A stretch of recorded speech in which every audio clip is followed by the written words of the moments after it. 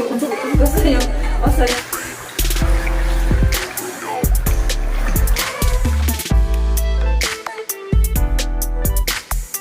Pilas. Sa tirado diha. Lagi. Dahil nga gusto niya ng pipi, ipipiin natin. Pipi! Mo! Sabi pala niya, pipiin muna. Asan? Aroma.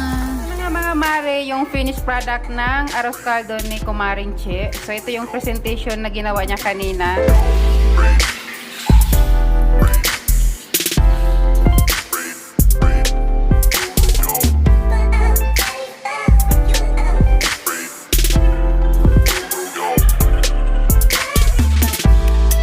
Hi mga Mars! Nandito ulit kami sa farm. So, ngayon ay maliligo kami ni Mars.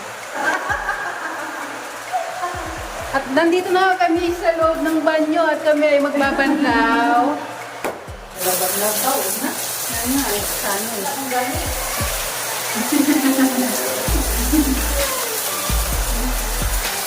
Uy, mabasa yun. Hoy, nakita ko yun.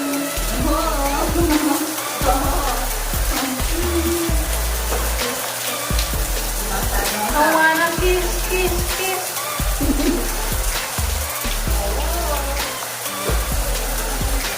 At ayun na nga, magbanlaw muna bago maglublog doon sa swimming pool.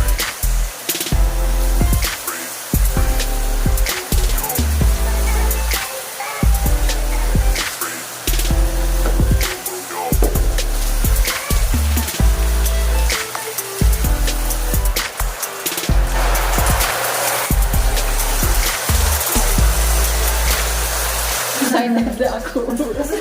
Gusto niyo maligo kami ha. O, sige. Hindi gusto niyo.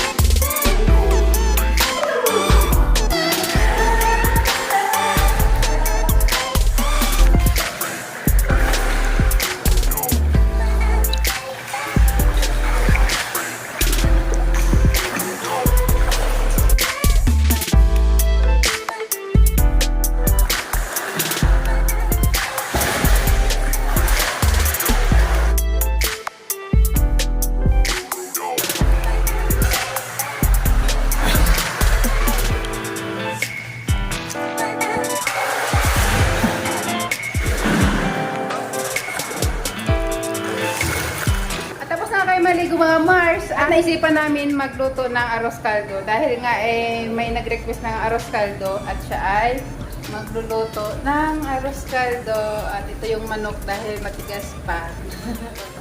Hello mga pilas. Sa tirado diha. Lagi. At ngayon ay kailangan natin ng luya, saka garlic at mag-slice tayo ng isang onion. Maglugay lang muna ako ng buhok kasi basa. Akin. At dahil nga nakabalat na yung ating bawang, mga ilang piraso marin. Kailangan natin ng limang pirasong bottle. Bottle ba? Dahil nga gusto niyo ng pipi, ipipiin natin. Para malasa yung ating arroz caldo. So dahil nga arroz caldo yung napili niyang lutuin, nag-request na rin ako na lagyan namin ng itlog. Mars. Ha? Matagal na rin ako hindi nakakain ng arroz caldo. Ilang ano na? Ilang... Matagal na. Pipiin pa to o i-slice pa? Huwag na nga. Yung ganyan na. mag-slice? Oo, may slice.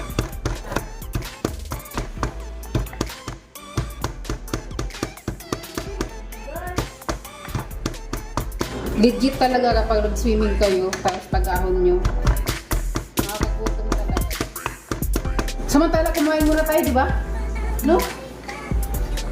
Ang next natin ay sibuyas.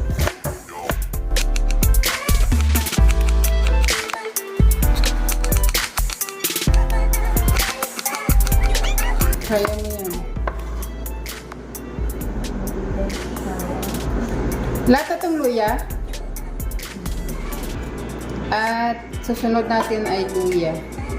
Pipi! Ay. Tingin mo! Sabi pala yan, pipiin muna.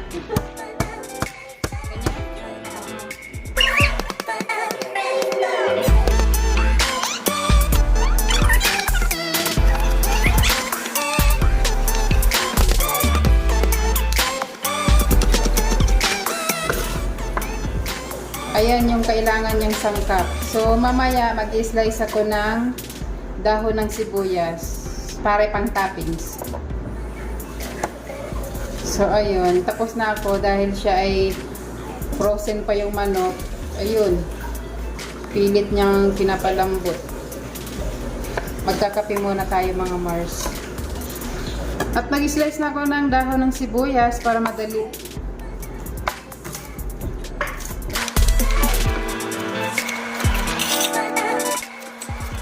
Sarap din sa arroz caldo ay yung ano, yung garlic na piprituhin natin, yung magba-brown-brown lang ba.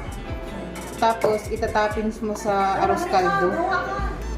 Lima ka ng maraming bawang. Tapos ano natin, i-fry natin. Yun nga, nung sinasuggest ko na sa iyo, ayun, maggagawa din daw kayo. Pinapaprito na niya ako, so gagawa tayo mga Mars. Dali-dalihan mo. Dahil nga marami tayong bawang, tayo ay magpiprito ng bawang na kulay. Yung kulay brown, yung tinatopping sa arroz caldo, di ba? At ngayon ay mag-slice ako ng bawang para doon sa toppings. Gagawin natin Ano yun? garlic. Right? Chili garlic. Chili garlic. Ayun na nga mga Mars at magigisa na siya ng galya. Kaya ko inuuna yung luya kasi para malito siya. Lumabas yung Aroma. Hi mga Mars, ito na nga at tapos na kayo magluto ng aming arroz caldo.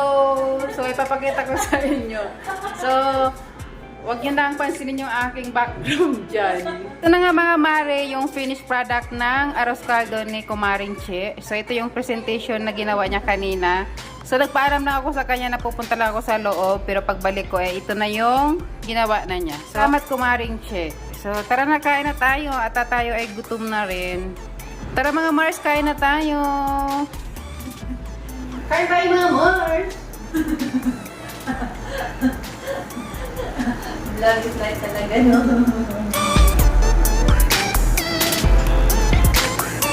Sarap.